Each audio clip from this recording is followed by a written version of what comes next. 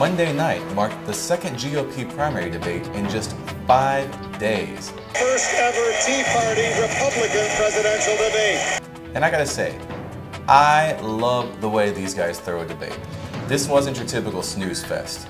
They got things started off big, bringing out the candidates like it was SummerSlam at the Staples Center. It's time now to meet the 2012 Republican presidential contenders. Rick Santorum, Newt Gingrich, Ron Paul, Rick Perry, Mitt Romney, Michelle Bachmann, Herman Cain, John Huntsman. I was pumped and ready for action. These guys are technically on the same team. Their actual enemy wasn't even there. But that doesn't mean things didn't get heated. Wolf Blitzer chose to stand the entire debate because he was afraid of what might happen had he sat behind a desk. After the introductions were done, the Blitz jumped right into the issues.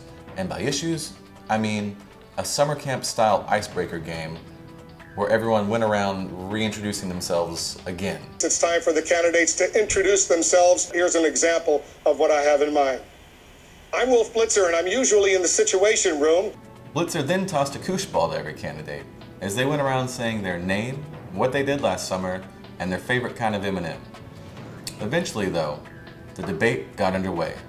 And when it did, it was all about one man, Texas Governor Rick Perry. Now, Perry's still the new guy in town, and he's dark, and he's mysterious, and he loves one thing: guns. Perry even jogs with a laser-sighted pistol. So if I was one of those other candidates up on stage, I would tread carefully, because who knows what kind of heat he's packing underneath a full-on suit.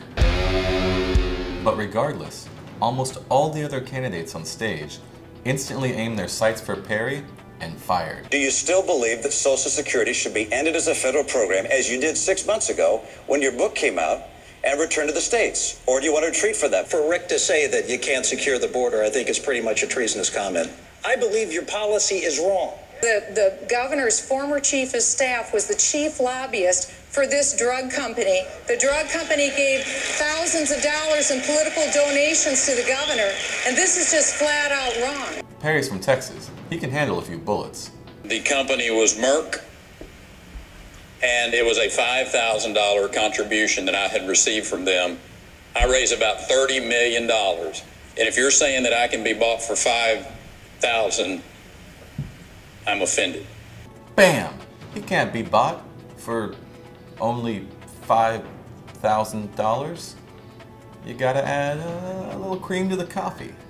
And then, the White House will turn into Foley's during a red apple sale. Everything's a bargain. Perry then turned his attention to another favorite subject. There are people coming to Texas. They know there's still a land of freedom in America, and it's called Texas. In fact, the allure of Texas was so strong that Mitt Romney even jumped onto the bandwagon. Terrific state, no question about that. Some wonderful things that Texas has going for it that the nation could learn from. Texas is a great state. I guess he knows what happens when Texans find out you're from the Northeast. This stuff's made in New York City? New York City? Get a rope. But last night wasn't just about Perry.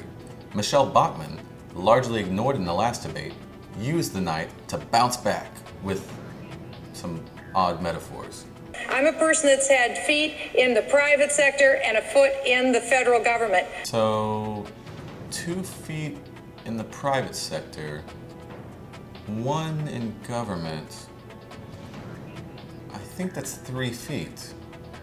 She raised 23 kids plus 3 feet or so. That's a lot of shoes. I don't want to give her too hard of a time. Candidates are known for exaggerating. Take Herman Cain, for example. My father was a barber, a janitor, and a chauffeur all at the same time. Really? At the same time? Was he Dick Van Dyke? Because if so, that chimney dust looks a lot less like blackface. Herman Cain is, of course, the CEO of Godfather Pizza, and many of his ideas were rooted in his experience running that company. I believe we throw out the entire tax code and put in my 999 plan. The 999 plan. I think that's a 9-topping pizza for $9, maybe after 9 p.m.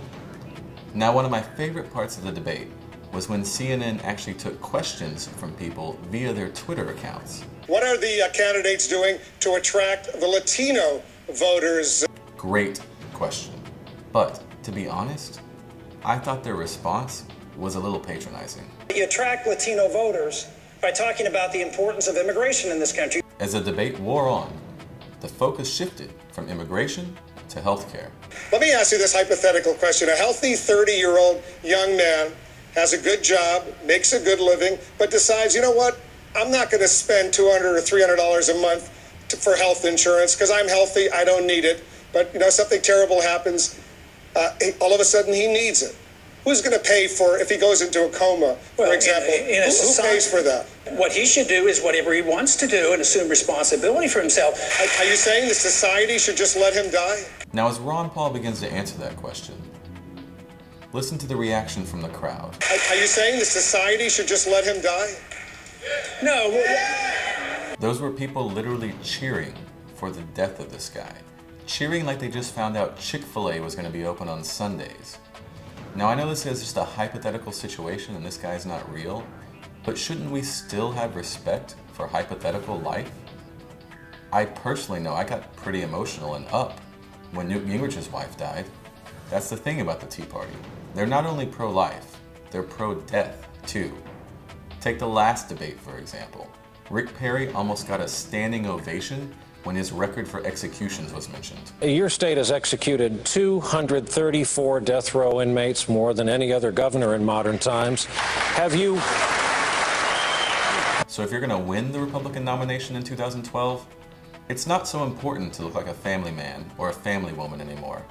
In fact, you might want to trade in the business attire for another outfit that's a little more appealing to the base. I know Newt Gingrich got the message, because the one thing he said he would bring with him to the White House was, We'd have a very large chess set. whoever the nominee is, he won't just be gambling with his own life, he'll be gambling with yours too. And I'd be surprised if Rick Perry knows how to play chess. He seems more like an Uno man.